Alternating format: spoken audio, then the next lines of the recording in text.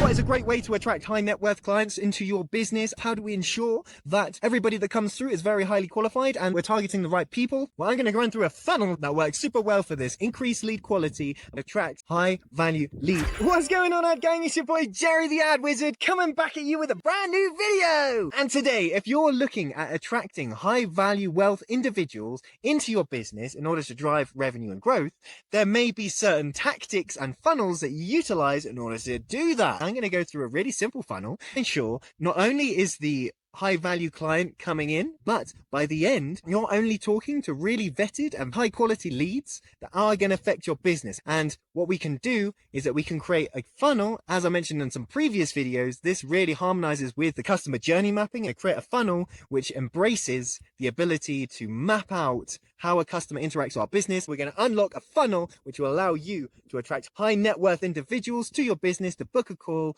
and to ensure that when they do attend the call, they are highly relevant and ready to do business with you. So guys, stick around, we're going to get into it today. Hi gang, I'm here in the flow center where I'm building up while I'm planning the funnel, and I wanted to show you some very simple tips and tricks within the funnel and how you can attract high value leads to your business, and then putting some tactics in place to ensure lead quality so that when you go and talk to them on your call, every single one of those calls is highly relevant, highly engaged, and super ready to take action and drive revenue for your business. So guys, the first step to this, as we've spoken about in some other videos, this is the top of funnel stage. Now, you could just have one video. And as I mentioned, you want the top of funnel to be problem awareness videos. You don't talk about a solution, about a call to action, just make people problem aware. And we're going to make a video about that. Promote that to cold audiences so that people can understand about the pain points that we're trying to solve. We're going to target this video to top of funnel people. Then I put in here a couple of other boxes because it's not necessary that we need to have multiple videos. You could just have one, but something that we have also tried is linking these videos so that people go down their own funnel within the video views campaign. They're watching one video, then we target the next video, creating a slightly mini funnel, and that we know that everybody that watches the third video has watched the other two. And again, we are increasing lead quality through doing this. Then it's not an essential part, but I would say if you tested just one video ad at the top of funnel, try testing a little mini video funnel series to guide people down the video funnel before you ask them to go and promote a direct response ad to them. So top of funnel, video ad, problem awareness. You need to tell your audience what the problem is that you will be looking to solve. Then we remarket. Anybody who's watched at least 50% of the previous videos, we're going to retarget them with a response ad. Now, so they know top of funnel, problem awareness, and we're going to hit them up with a middle of funnel ad, which is about to them why you are the solution to the problem that they have. In the middle of funnel, we can create valuable touch points within an omnipresent campaign. If the customer journey is very lengthy, then we can create touch points every single day that build that know, like, and trust. Value content, demonstrate content, testimonial content, soft CTAs. Sprinkle these within your omnipresent middle of funnel strategy. And over time, you will slowly convert those people. Don't forget to keep adding in harder CTAs to that audience. I'll get into that in a second, but you don't want to overwarm your audience to the point that they go cold. So a lot within this high value client funnel, typically you are selling something high value. You might be targeting those people with lower value items. That's fine too. But for this funnel is very much for, and maybe the customer journey is slightly longer, or maybe it takes a number of touch points in order for a customer to make that decision. This is where this funnel really aligns with that. So we're going to create a direct response ad, take them to take action and tell them why you're the solution at this point when they've watched your previous videos. They're problem aware. Now they know you're solution aware. Really important, guys. This is thing that obviously feed back to Facebook using Meta's conversion API, that if somebody responds, that data gets fed back into Meta, and that is the data that we want to optimize around more. Now, within a direct response ad, you could do anything from book a consultation or sign up for a webinar is something that's worked really well for us within this particular funnel. And then anybody who signs up to the webinar, obviously we're going to feed that data back to Facebook, then host the webinar. If you want to know the tips and tricks on how to advertise a webinar, I'm going to put a little card in the top left-hand corner so you know exactly what you need to do to ensure up to 95% attendance rates on your webinar. Then after the webinar has taken place, directly afterwards, you're going to send them a survey form. Within that survey form, ask a number of questions. These will allow you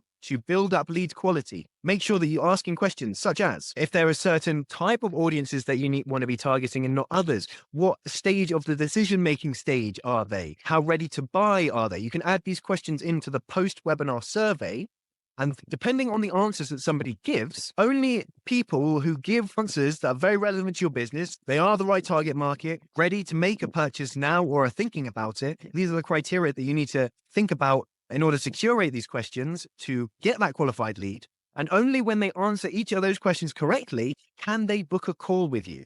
So at the end of that form, you'd have a calendar link, and that only displays when they enter the above questions correctly, depending on the type of customer that you're wanting to source. So you're bringing people into the webinar. You have then a post-survey system where you're qualifying the leads by asking them additional questions. And you're only saying that those people that have answered the questions correctly can book a call with me, which means that you're not going to be wasting time. It means that the intent is really high, that every single call that you go on will be highly relevant and will have an impact on your business and will be super engaged. Now, but guys, before we get anywhere else and you're new here, don't forget to hit that like and subscribe. Make sure you hit that notification bell so you never miss any more important updates. We are here many times a week to help business owners, online advertisers, and digital marketeers get the best from their online advertising, paid media, and digital marketing strategies. But without further ado, let's get on with the video. once you have, we're going to feed that data back into Facebook. When somebody has qualified through those questions, we're going to say that is the type of customer that we want. So again, we're going to create a custom conversion event at the end of the Calendly booking form on the thank you page, then feed that back into Facebook and say, this is the optimization that we want to optimize around. So do the beginning bit first, optimize to people booking a webinar, then optimize to people reaching the thank you page on Calendly or any other calendar booking tool. This means that we're optimizing around the people that are likely to take action on that survey as well. And we're going to weed out a lot of the other leads based on Facebook having that data and optimizing around finding more people that are like that. Like I keep saying, it's a lot more about the inputs and outputs needed to train that ad AI than it is with us tinkering with the controls and telling the ad AI where to go. So if we can tell Meta or Google this is where the conversion is happening, then you can say, this is all the data around that customer. What other audience signals can we tap into where you can find other people like that? So this is really important because if you don't feed that data back in, it won't optimize. And we really need the ad AI to learn our customer journey and to learn where our optimization points are so we can find us other relevant people like that. It's really important that we harmonize with the ad AI. Now, after they have submitted their details, after the data gets sent back to Facebook, maybe there is a few days between the webinar end date and they filled out the post-webinar survey and their call. Now, during this time, you don't want to waste this opportunity. And within this section, what you want to do is keep creating content that handles objections, first of all, any FAQs or reasons that they may think of to not use your service, address these within the content in the lead up to the call. So by the time they get to the call, all those objections have already been handled. They know exactly what they want, how this service or product works. Then within automations, within SMS reminders, email reminders, okay, create email drip systems that educate the customer or the potential prospects on the service or product for. So it basically builds their understanding of how everything works so that when you are on their call, you're not answering questions on how the product or service works. You're just there to say, what can we do to get you signed up today? Is there anything else that you need to know? And this is really important because depending on what they say, oh, I need to know this, or I wanted to know that, you can address these points in the content, again, in the lead up to before they're attending the call. Address their objections within the content itself. So make videos about why this is better than your competitor. What are some common objections that you can look to mediate within the content in the lead up to the call? Who are you? Why should I trust you? Why should I trust your company? Why are you this? Is it even a problem? Who have you worked with? Address this in the content so that in the wait up until the call, that when they clock onto Meta or Instagram, their feed is just telling them all of this valuable educational content that is handling their objections so that when they are actual call, only are they reminded that your call is there through the content that you're showing them, but you're also increasing their conviction to wanting to work with you by handling their objections within the content before they even get to the call. So automations and content, email drip systems, SMS reminders, and all those things, and also video content so that when they're on Instagram and Facebook feed, they're also seeing all of your content, handling all their objections, so that by the time it comes to their call an hour before, don't forget, you also need SMS reminders to remind them to get to the call, send them the link, send them email reminders as well, so they have the link to the call, build them all of these different touch points that you might expect a customer to need. They've gone through a number of touch points. They've built up conviction with attending the webinar, for attending and booking a call with you, and then seeing all those touch points about objection handling within the content in the lead up to the call. By the time that person attends your call, they're going to be so ready to convert, is unreal. So if you're needing to curate funnels to build up conviction, to build up patient lead or customer intent, try one of these funnels, especially if you're selling something high value. It may need multiple touch points before that high value purchase is made. And this is where these kind of funnels work nicely. And to the final section, after you obviously analyze the sales call, are there any questions that the prospects had that then you can feed back into the content journey and handle in terms of the objections in the lead up to the call? Utilize the learnings of every step and feed that back into the funnel and into the system so that we can double down on the things that are working. That is a little step-by-step funnel process breakdown. Hopefully that was useful to you. Don't forget, keep testing and trying new things. Love to hear what your learnings are, to hear if something is working really well for your niche. Hit me down in a comment down below if you've got any questions. I am here to help.